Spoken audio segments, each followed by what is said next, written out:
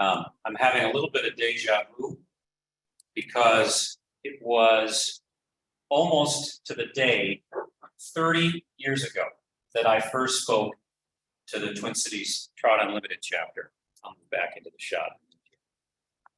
I had just published the little pamphlet that was the first edition of Trout Fishing in Southeast Minnesota. How many people have that 50-page stapled? Are the staples rusty like mine? Yeah. And I was super nervous, like I am tonight, to speak to the group. And it was a turnout like this. It was a great crowd. And I didn't know what I was going to talk about. I just had this little book about Southeast Minnesota. But at the time, there was nothing else available. And so that book, when I first came out with that book, it wound up selling out of one store, wound up selling 50 copies a week out of the Rochester Orbis store, Lake Country Orbis. I don't know how many people remember that. Wayne Bartz, my old friend, worked there, and that book formed the foundation of what I'm still doing, which is, an inability to keep a job. So the second edition of Trout Fishing in Southeast Minnesota came out about 20 plus years ago. And I was in Lanesboro, Minnesota, where my late friend Steve Steveniak has his shop. Oh, I can move over in front of the camera now so everybody can see me. I promise not to move. And Steve said, the first edition of your book, Trout Fishing in Southeast Minnesota, was the reason that I opened my fly shop in Lanesboro. And I was very flattered. And he said, but it's getting a little dated. Maybe you should think about revising for a third edition. And so I did. And the third edition has been selling very, very well. And I'm grateful to everybody who's bought a copy. And based on that, I decided to undertake doing an Iowa guide. And I had no idea when I started the Iowa book that it would wind up doing what it's doing. It has sold, I think, faster or just about as fast as my Art of Fly Tying book. And it's just been crazy.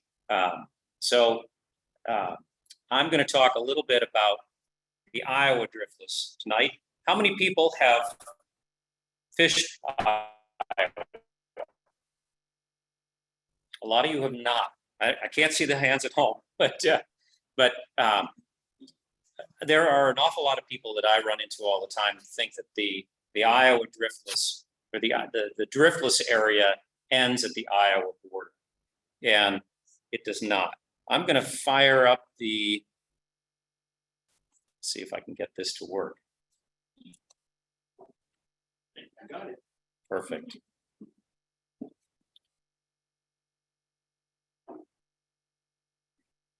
Iowa is a gem, and it is a corner of the driftless area. And I think a lot of people think that Iowa is a smaller portion. I think that Minnesota has the biggest portion, and then there's a little bit in Iowa and Wisconsin. It's actually not the case. Oh yeah, I always have to stop at this. This is what I have to put up with. That's Catherine with a brown trout from an Iowa stream. And that's the kind of fish I catch on a good day. I told the story the other night. I'm going to tell it again because not everybody has heard this story, but Catherine and I were fishing with an old friend of mine who's now passed away down on Bear Creek. I'll give it away. It was Bear Creek down in Iowa. And I was on this run and I got a 20-inch brown. I was so excited. It was high fives and everything. And I said, we need to get a picture of this. And she said, oh, I didn't bring my camera. And I said, oh, well, I have that warm feeling inside. At least I know that I got a 20-inch brown. So we went back for lunch. I tied up a dozen more flies over lunch. She grabbed half those flies and made a beeline back to this run. And before I even got there, I heard her whistling. You know, she has this really loud dog whistle that she can do, and you can hear it for a mile. And I heard it, and I said, oh, no. I come around the corner, and she is cradling this fish. And I said, well, it's really a shame that we don't have a camera. And she pulled the camera out of her vest pocket and said, here, get a picture of me. So that's what I have to put up with. So if you look at this image of the driftless area, you start to get a sense that Minnesota and Iowa actually got a little bit gypped. Minnesota and Illinois got gypped. Wisconsin and Iowa have a tremendous amount of water. The driftless area, I know this is a refresher course for a lot of you, but it's worth remembering that there are 24,000 square miles of unglaciated land. It was, as you know, missed by the last 4 ice advances. Not that the glaciers didn't influence the landscape with the water that through there, but it left this karst topography. Now, a show of hands, does everybody know why it's called the driftless area? Is there anybody who doesn't know why it's called driftless? For the one person, I'm sorry to call you out. I will explain. And there may be some people on Zoom that don't know as well. But back hundreds of years ago, the earliest geologists in Europe saw the influence on the landscape that the glaciers had left, and they thought it was the remains of the biblical flood. So they called it drift. It became known as glacial drift when they realized that it was glaciers and not a flood.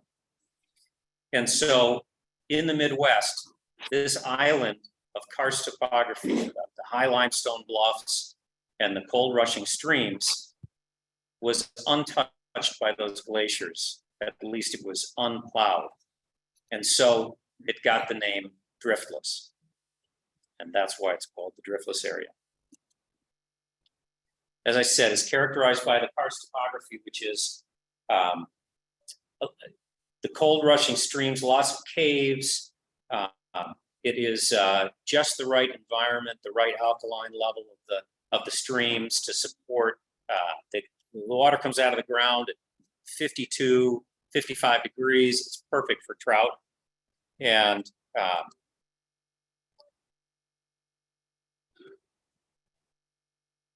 does anyone know what the highest point in the driftless is at 1,719 feet? Anyone? Blue Mountains in Wisconsin. There you go. We have a winner. There are in the driftless over 14,000 miles of trout streams. So for those of you who park at the bridge and walk a quarter mile to fish, you've got a lot more water to cover.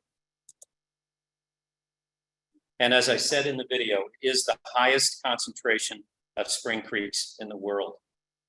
If this driftless area were completely contained within one state, I think it would have a very different reputation. People would say, we're going to that place, that state. The way people talk about Pennsylvania or Colorado, the Catskills in New York. But because it's divided over 4 states, it has gone pretty much unrecognized for a long time. So Iowa. Why Iowa? We've got these Minnesota streams. They're right here. Why Iowa? Well, the biggest selling point for me is that it's open all year round. So we don't have to wait until May, January, or whatever to go and fish. And these streams, says my internet connection is unstable. Why should it be any different from me? So the access is very good. I'll talk a little bit more about Iowa stream access because it is different from Minnesota and Wisconsin. And they have like our heritage brook trout, there is a native wild brook trout in Iowa, in South Pine Creek, that was discovered in the early 90s, 94. And genetic testing has proven that it is unrelated to any brook trout that has ever been stocked in the Midwest. And it has become the brood stock for all of the streams that can support brook trout now. And they're beautiful and they're lovely to catch. In addition to the native fish and the brown trout that have established themselves from the French Creek stock, the DNR in Iowa still stocks 300,000 catchable rainbows every year, but that has slowly shifted since the early 90s and the discovery of the wild trout and the success of the French Creek browns. And it's clear that over time, the stocking program will shift to more wild, naturally reproducing fish. And just to hold one state against another, the streams in Iowa have higher trout per mile than the Wisconsin streams. So you can hold that over your Wisconsin friends, some of which are here, but I want to talk a little bit about Iowa stream access because this is important information. There is a lot of public land, state parks, state forests, the wildlife management areas. They allow primitive camping, which is something that is not allowed in Wisconsin and Minnesota. So there's a lot of public access, but the Iowa streams, the landowners own the banks and the stream beds. So unlike Minnesota and Wisconsin, where you just keep your feet wet and you're in good shape to stay within the high water marks, in Iowa, that's not the case. I won't go into all the legal challenges to that and why it's that way, but it's important to keep that in mind. So if there is not an easement or it's not public land, you are not welcome to fish on that land. Now, that said, in my experience and the experience of all of the Iowa trout fishermen that I know, the owners of land in Iowa view themselves as stewards of those streams, and they welcome fishing. There's never been a time that a landowner has said, I don't want you in there unless they're calving or they're, whatever. But they always say, yeah, go ahead and fish. They like having the fishermen in there. But there have been some easement agreements that have been revoked because of abuse by fishermen. So it's really important that we take care of these streams. There are two kinds of easements. There is the handshake agreement in Iowa, and there is the permanent conservation easement. Handshake agreements, the DNR in the state of Iowa are aggressively working to convert those to permanent conservation easements. The handshake. So if you buy a 100-acre farm down there that has a trout stream running through it and it has you revoke that and take that land away. And there are a number of streams just in the last few years that have fallen out of access. Some of it because the land has changed hands, and some of it because anglers have not taken good care of the land. So it's important that we respect the private land.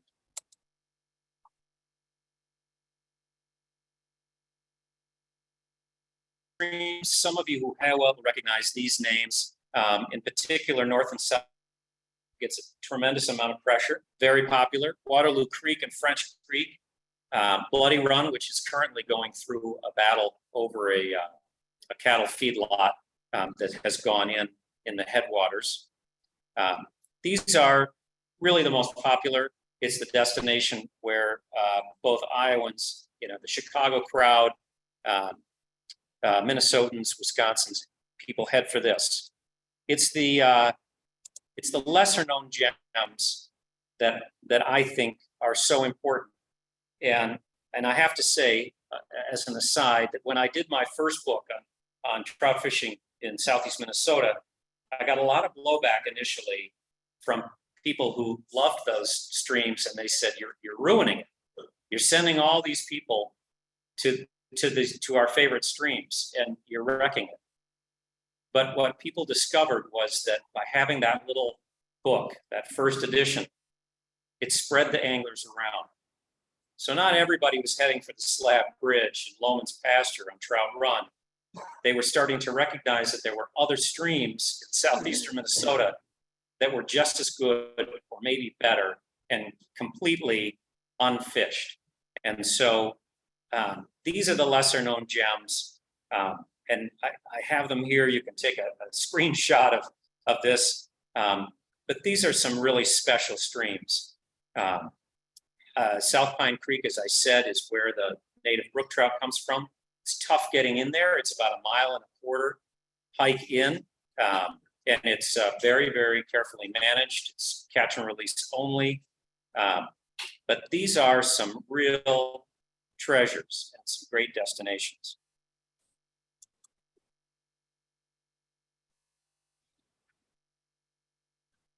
This is one of my favorite spots. This is a 5-mile bend in the Upper Iowa River. And those hilltops, this is all owned now by the Iowa Natural Heritage Foundation. And all those hillsides are littered with effigy mounds and burial mounds. This is a very special place. When I was here on this winter day I think it was last January, there was a pair of eagles flying below me when I was up on this bluff. It was just stunning, and it's a beautiful, beautiful place. There she is again, fighting another brown trout. Story of my life.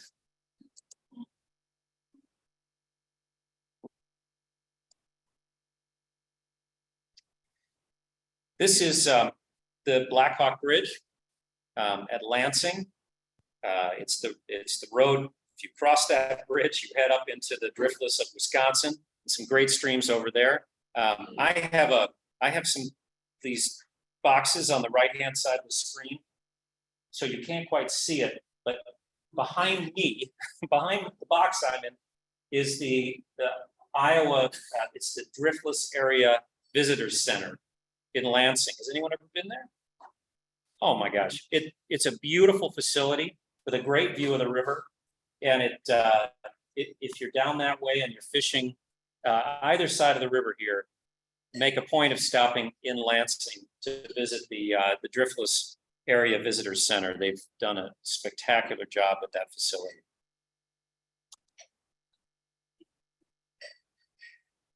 Some other treasures. When I first, well, it's been 35, 40 years, I always thought that the Driftless Area was the Driftless Area and that it was all the same everywhere. But it's not the case. Iowa has something very unique. It is where the Silurian escarpment starts. And what is the Silurian escarpment? It is a layer of dolomite, not related to the glaciers. It predates the glaciers. That is, it's a harder rock that rises in Iowa, crosses into Illinois, scoots up through Wisconsin, where it becomes the Door Peninsula. You guys are familiar with Door County? And then it goes and becomes the shoreline. It becomes the ridge that separates Georgian Bay from Lake Huron. It extends all the way to Niagara Falls and becomes the ledge over which Niagara falls. And so that starts in Iowa. Minnesota doesn't have a share of that. It is responsible for some of the most interesting geologic features. Echo Valley State Park is one example in there, and there are a number of others. Devil's Backbone, Backbone State Park, remarkably beautiful.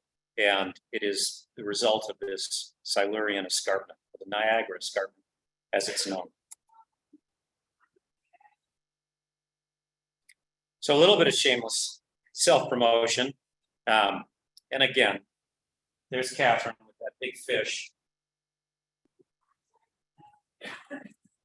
And this is currently on the newsstands. And then the book. I want to take a minute and talk a little bit about the book. You can see it's got all of the Iowa streams in it, and it's got hatch charts, and it's got everything. But it's got something even more interesting, and it is the way we did the maps. So when I did the first edition of the Southeast Minnesota book, it's just this little book here. Some of you still have it. And I wanted to figure out a way to keep the maps current. And so the DNR published these paper maps. How many still have these paper maps hanging around in their fly vest or in their boxes? If I see some people nodding. Every year the DNR put out a new one of these with the trout streams marked in red. So I approached the DNR and I said, could I package these maps with my book so that every year this book stays current? And after the lawyers got involved and money changed hands, they said yes. And so that's 30 years ago, before the internet, all of that. So flash forward to doing this Iowa book. I wanted to find a way to make these maps always current, so that regardless of whether you had this map on the dashboard of your truck for 6 months or 6 years, I wanted to figure out a way that those maps would always stay current. So I cold called a guy I'd never met, Zach Pope, who owns Trout Routes. How many people have Trout Routes here? I am so glad to see those hands. Zach Pope is here right now, hiding in the back. Zach's, give him a wave. He's the brain. So I cold called Zach the night before he was going on an anniversary trip to somewhere in the Caribbean. Puerto Rico. And I said, you don't know me, but I have this crazy idea. I said, what if we put a QR code on every map so that all you would have to do is scan that map with your phone and it would take you immediately to Trout Routes.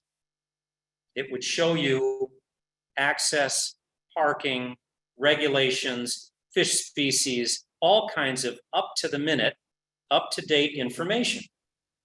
And Zach, to his credit, he was real quiet for a minute. And he said, I love that idea. I have no idea how we're going to do that, but let's talk about it. So we talked for several months, and the result of that was that we actually wound up forming a separate company called Digital Mapping Technologies and patenting the process of the way that these maps work. So if you have Trout Routes and you have the Iowa book, all you have to do is scan that QR code and it will take you to that stream, and that information, because of Zach's app and the great team that he has over there at Trout Routes, that information is always current. And God willing, that will be current for years to come. So the book should stay relevant. So thank you, Zach, and thanks for coming.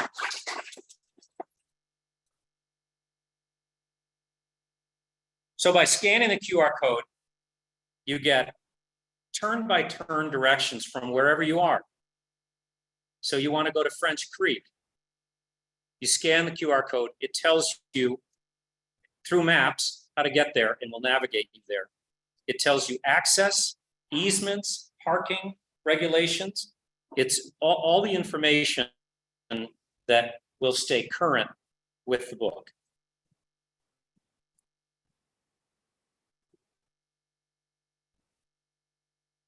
So 30 years ago, because I had no idea what I was going to talk about, I decided that I would put together 10 tips for small stream fishing.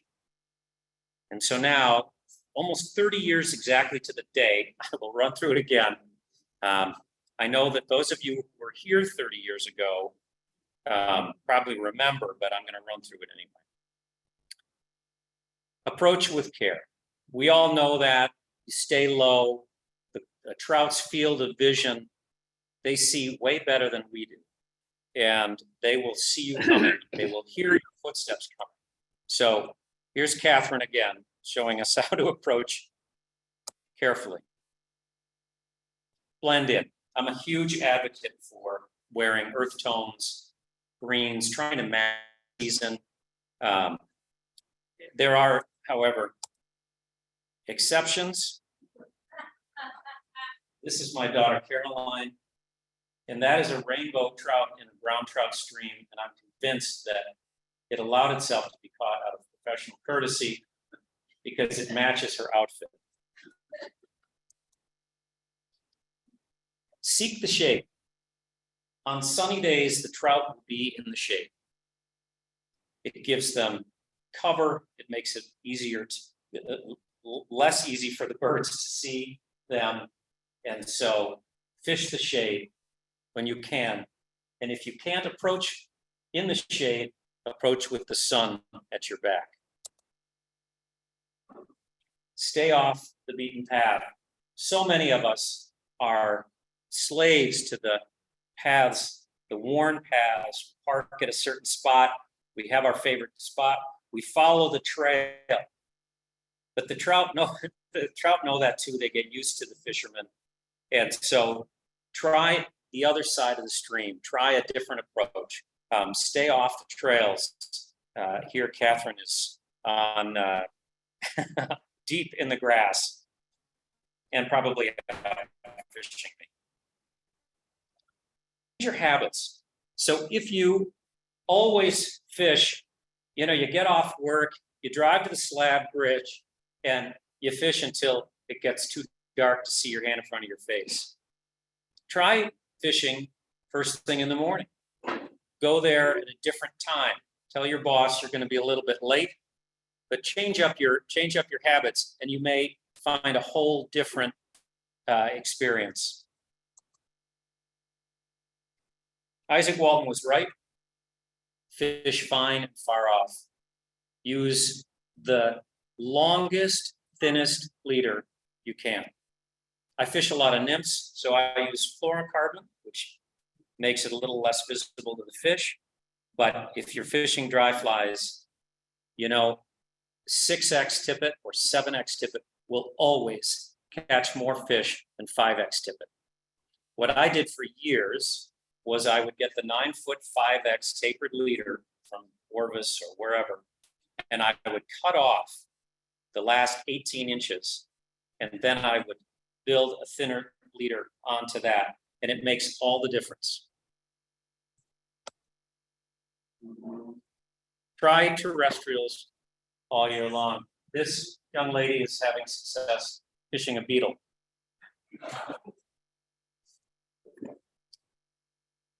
So many of us fish the hatches. You know how we got to be there for the black caddis hatch.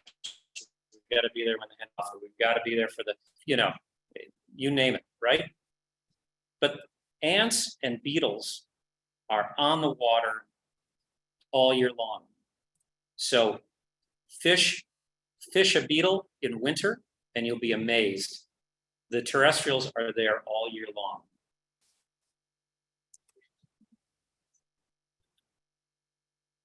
So many people, when the weather looks crappy, they say, I'm not going to go fishing today because it's going to rain and I'm going to get wet. But sometimes the best fishing and some terrific hatches can happen in the rain. And so you'll also probably have the water to yourself, but don't come in out of the rain. Bird watching. This was a revelation to me maybe 25, 30 years ago. If you're fishing a stretch of water and you see 100 or 200 yards downstream, a lot of bird activity, chances are they're on an insect hatch that's not happening where you are. So go down where the birds are. Those birds will give it away. So always keep your eye out for what the birds are doing. And finally, practice your casting. It's more important to be able to cast into a teacup at 25 feet than it is to be able to cast an entire fly line. If you're fishing the driftless, if you're fishing these small streams, accuracy matters. You may be fishing a summer stream with tall weeds on either side, and you literally just have to make a 20-foot cast. But if you can't put that line right down that stream along that grassy edge, it doesn't matter if you can cast 60 feet, because what's needed there is accuracy. So practice your casting. Put a dinner plate out on your lawn and practice those short casts. It's like the golfers that practice chipping onto the green. It's the short game that's really important.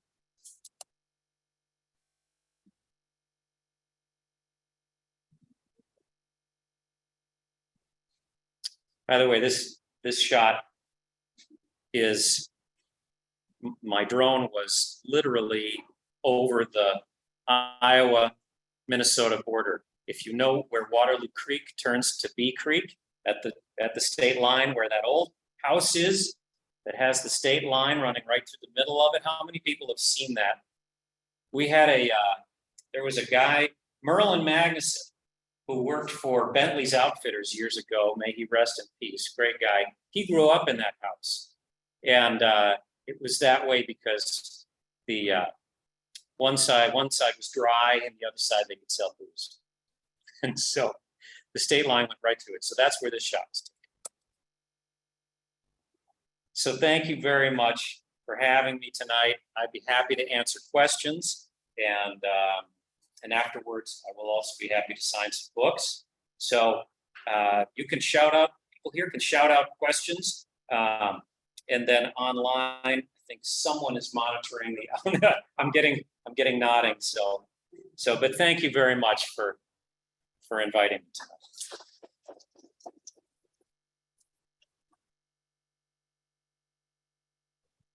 Questions? Well, thank you, John. As Eve mentioned, what we're going to do here is we're going to get questions from the Zoom audience first. And then after they've had a chance to ask their questions, we can turn to the in-person audience. And it seems like my Wi-Fi is working better than the one at the Fat Pants. So can I request all the Zoom participants, if you have a question, just go ahead and write it in the chat. And I will repeat that question to John, and then he can answer it. Perfect. We already did actually have a question from Leland Stowe, and this is a good question. It says, did you grow up trout fishing, or how did you become so interested in trout and the driftless? This is actually a four-part question. He also wants to know what your typical day looks like and whether you're spending time on creeks. Okay, those four questions. I did grow up trout fishing. My father was a rabid fisherman, and he was an avid fly fisherman. I have to tell the story that my father got a new Scott rod years ago. He's been gone for 25 years now, but he got a Scott rod. And I said, that's a terrible rod. He's a mess. So, that's not a good rod at all. And then when he died, I got that rod, and it cast beautifully. And I realized that my father, he loved fly fishing, but he wasn't all that good at it. As the line from a separate piece, John Knowles wrote of the character, "No one so tone deaf ever loved music so much." But I did grow up trout fishing, fly fishing, and so I have done it for a long time, and it's just been a part of my life for the last 40 years.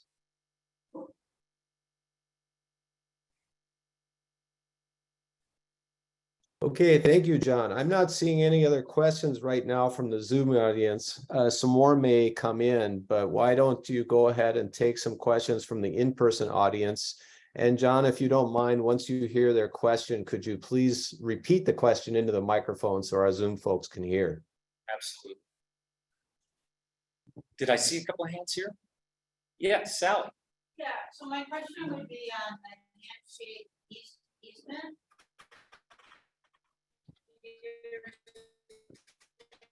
Some of those are being revoked. Yeah, the question is on the handshake easements. Some of them are being revoked, and Sally asked why those are being revoked.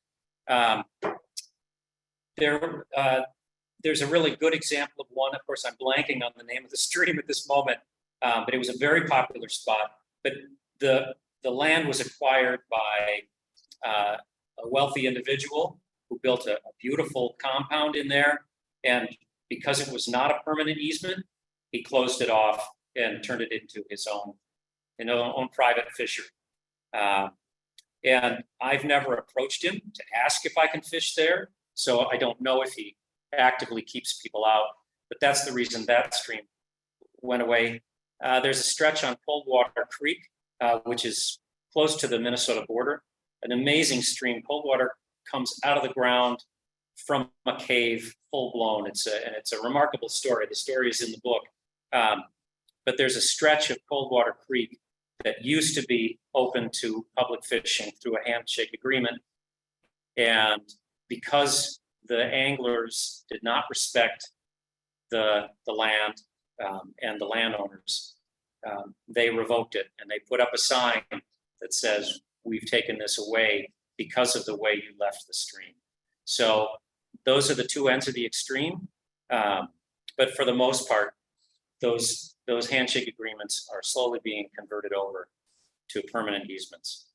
There is value in it. I said I think maybe in my very first book, I said a river that's not fished is a river that's not loved. And, you know, when you have fly fishermen, trout fishermen walking these streams, we see things. We see pollution. We see things that might be happening. Fish kills. We see things that might not otherwise be seen if the stream isn't being fished. So there's value in what we do. We clean up trash. This chapter in particular has a long reputation in cleaning up trash, organizing cleanup days. And so we need to take care of our streams so that landowners who are reticent will let us in. Any other questions? Probably the biggest question I get is fly selection. You see, I did not list the flies in this presentation. It just depends on where you are and when you're there. There are hatch charts in the book, and there are the fly shops and the guides. They always know better than I do, and so they'll tell you what's happening on the streams. What's working. So ask at the fly shops. But there are hatch charts in this book that can help you identify what's coming off the water and what flies you should buy. So. Yes. So you mentioned spreading out the pressure, not just all of us both getting out your water and water. Another way to spread out anchor pressure is to fish more of the calendar. Exactly. Sometimes that you think are kind of underutilized in this area. Well, I think autumn is just a great time, and I think when the Minnesota and Wisconsin season closes, Iowa should be our first destination. It's absolutely beautiful. Fall colors are a little bit later in Iowa, and the fish are there. These streams, whether they've been stocked or these fish are maturing in there, and so we have some terrific holdover trout. The rainbows have started to get bigger, and so for me, the fall is fantastic, and it means we can get on the streams, through the winter. And I mean, we all know that we can get one of those 65-degree days at the end of January and, making a beeline down to Iowa and seeing if we can't catch some of these the big holdovers, for sure. Fly shops. Are there any fly shops? That's a great question. The question is, are there any fly shops in Iowa? There are not a whole lot of fly shops. There's Rod and Rivet in Des Moines, which is a great shop. And they have a good online presence as well. Fin and Feather, which is not technically a fly shop, but it's an outdoor shop, and they've got great people working there who know their fly fishing and their trout fishing. That's in Iowa City. And then my favorite shop is the Chick Hatchery on Main Street in Decorah. It's not a fly shop, but those guys, Nathan and Georgia, they brought my books in, the Iowa book in June. They ordered a case of the books, and I thought, well, that'll last them, till a year from Christmas. And he called me 4 days after he got that case. And he said, I need another case. I said, come on. So I shipped him another case. He called me 10 days later. He said, I need another case. He's on his 8th case now since June. And he knows his stuff. That's Nathan Matter, his dad. Steve is the head of the Driftless Trout Unlimited chapter down there. So they have a selection of flies. They have leaders and that kind of thing. So if you're in the Decorah area, which is really the heart of the Iowa Driftless, stop at the hatchery. It's right on the main drag. Yes.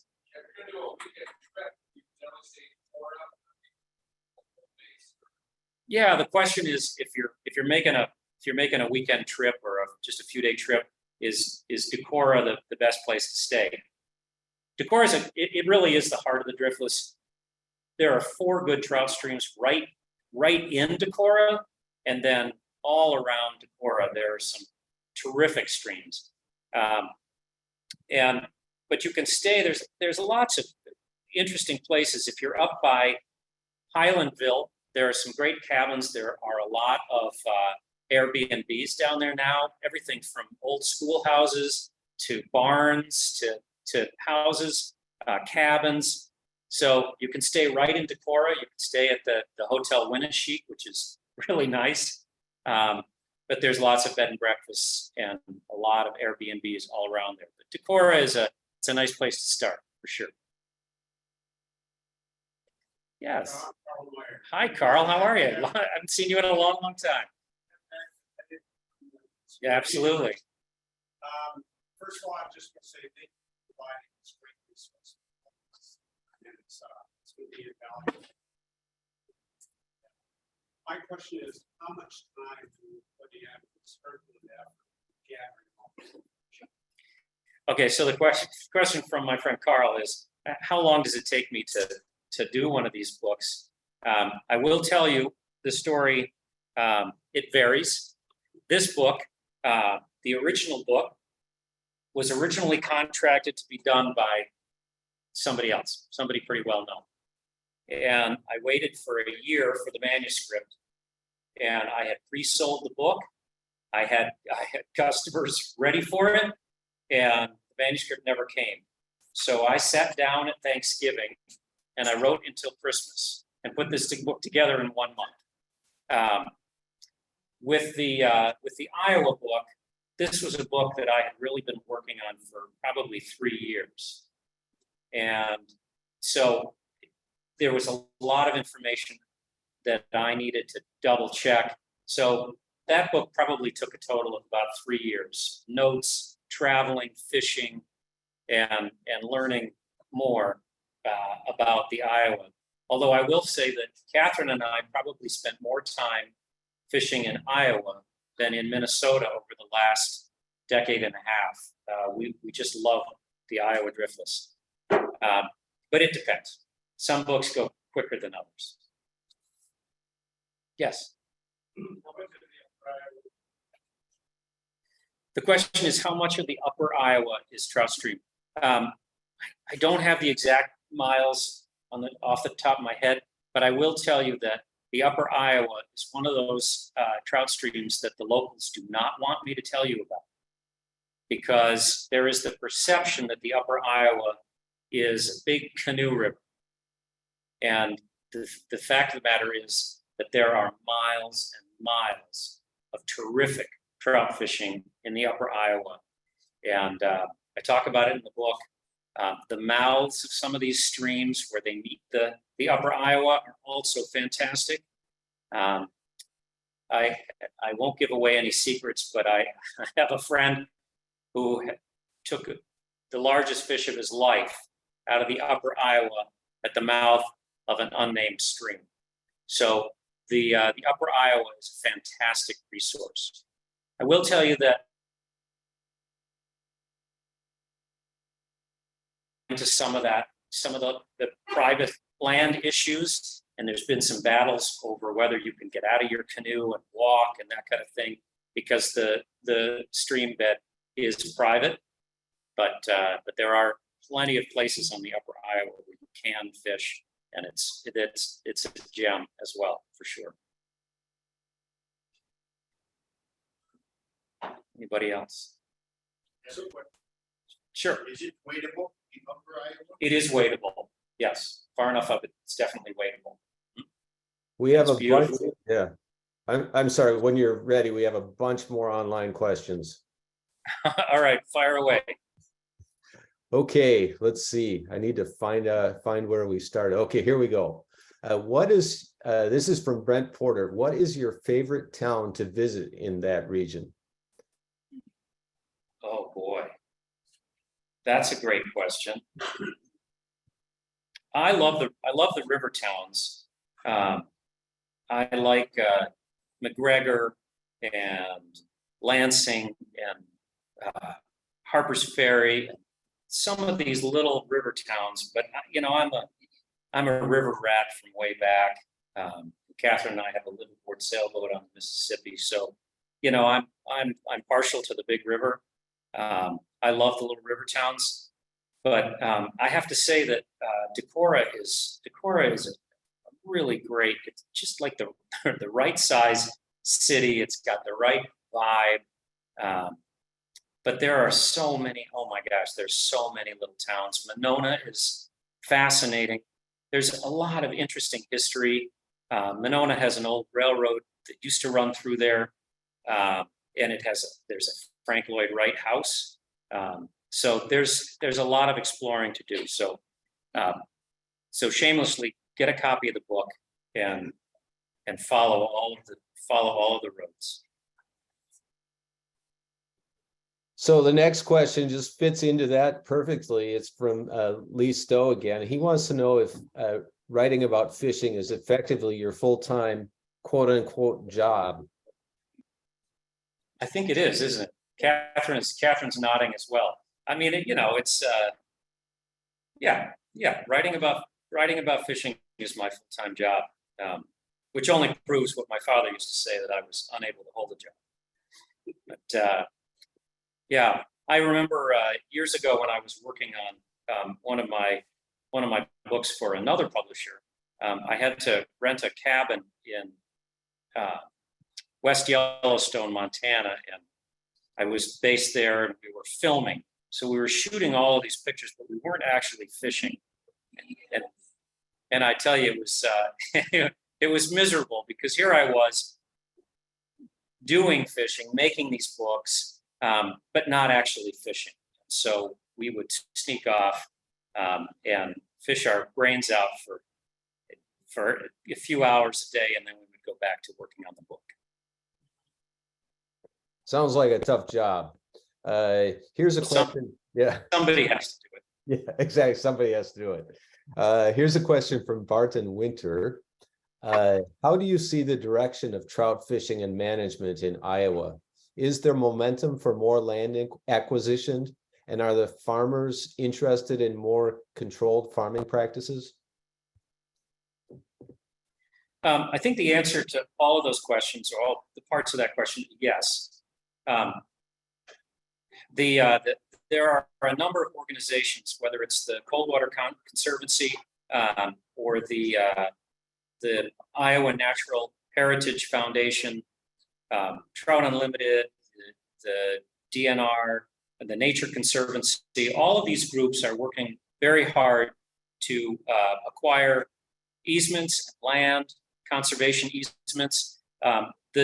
Definitely the direction is toward acquiring land to protect it. Part of the reason for that is that there is flora and fauna in the Iowa driftless that is found nowhere else. And if we farm it for corn from, fence line to fence line and right up to the stream, we lose these things. So there's definitely been a movement to do that. I know that it's also a conservative state, and there was legislation introduced into the Iowa legislature last year to tie the hands of the DNR to prohibit them from buying more easements with public money. That legislation failed, and I think that is an indication that people are really, they see the value in these trout streams. They also know that trout fishermen bring a lot of revenue into these small towns, and the river towns, the places. The fact that there are so many Airbnbs now indicate that this is, there's an economic driver to it as well. That's great to hear. I was curious about the fate of that legislation. There are a couple of related questions that came in. One is from Charlie Phelps. He wants to know if there have been many farm runoff fish kills in the last 10 years in Iowa. Yes, there have been, and there will continue to be. There are some definite notorious ones. Castle Rock Creek. Oh no, that's over in Wisconsin. There have been some really big ones, and we're fighting the battle now to protect Bloody Run Creek from I just read today, but I can't remember the number of gallons of manure holding tank that they're putting over this karst topography, over these sinkholes. So it's always there. This time of year, the farmers are spraying manure, and God willing, it gets covered up with snow and it seeps in. But if we get heavy rains or we get a spring runoff, all that gets washed in, and we do get fish kills. But I think that there's an awareness of it, and I'm not that discouraged by the Bloody Run situation. I do think that the Iowa DNR is working very hard to reduce and eliminate those risks, but it's an economic balance. It is farming outweighs the recreation at this point, for sure. Okay. J.R. Christensen had again a similar question, and that is, are there any other major threats to Iowa trout streams? That's a great question.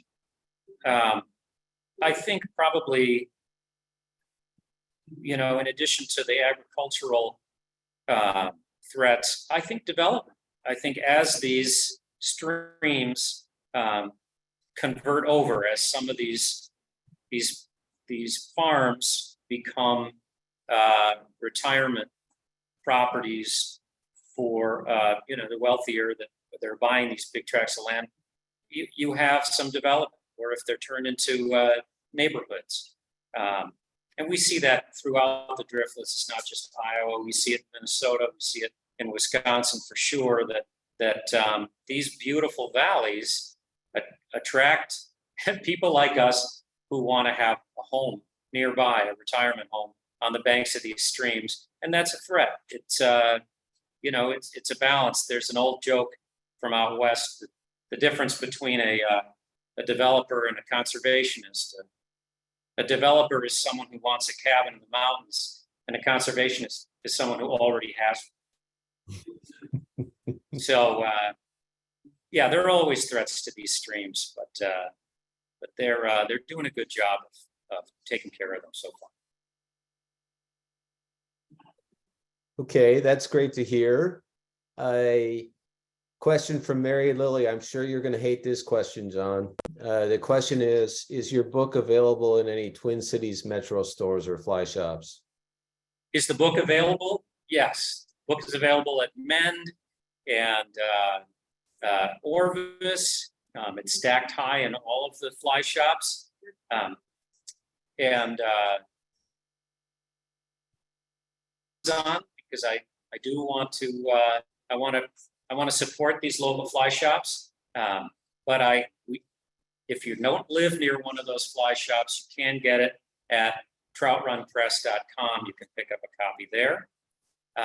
But yeah, all the fly shops have it. I know it's over in River Falls as well at Lund's Fly Shop. Driftless Angler has it. So it's around. Okay. And then here is a question that has a smiley face on it. And the question is from Jean. Did you ever get to fish at Mike Osterholm's place near Dorchester? I definitely got to fish at Mike Osterholm's place. In fact, Catherine and I were invited by Mike to help him do some work down there before he built the house, when he was still clearing the land and taking down the trees. And we had some nice days. Catherine will tell you that one of her least favorite days of fishing was on Mike Osterholm's farm, and not because the fishing wasn't good. It's just that the fishing was better for me than it was for her. We had these GPS walkie-talkies, these Garmin, the Rhinos that I was so proud of. So I gave her one, and I said, "You go fish down there. I'll just fish up here." And she tells this story all the time, but I got a really nice fish. And so I called her and I said, "Hey, I got one." And she's like, "Oh, that's so great. That's so great. That's good for you." Yeah, okay. And then I made another cast. I got another. And it went on like that. And she just stopped answering my call. So yes, I have fished on Mike's property, and the fishing was pretty good. He did quite a job there. Okay, sounds like there's a little bit brook. of friendly competition there. I have one final question from the Zoom Not always audience. friendly. And that is, how has climate change affected water temperatures in the Iowa streams? That's a great question too. It definitely is something that they are looking at. The southern streams in Iowa, the ones that are closest to the Quad Cities, like Big Mill Creek and Little Mill Creek, Swiss Valley, the streams that are really at the southern extreme of the Iowa driftless, definitely have thermal pollution, and they're not getting any cooler. So they're already, they don't stock during the heat of the summer, July and August, they don't stock the rainbows. And with Swiss Valley, for example, they really have struggled to get naturally reproducing trout in there because of the temperature challenges. There are some little spring feeders that flow into Swiss Valley, but for the most part, it's really put and take because it's getting too warm down.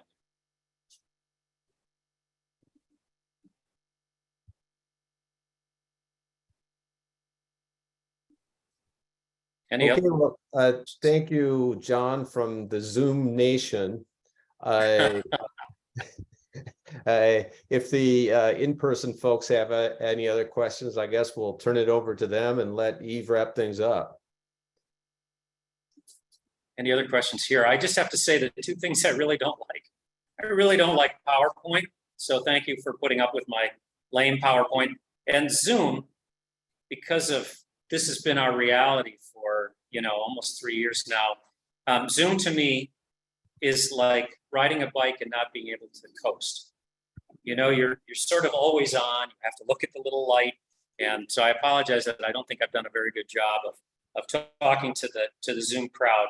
But this has been just a lot of fun, and I'm very grateful again to Bob and to Eve and to the whole Twin Cities Trout Unlimited for inviting me to speak here. So thank you very much.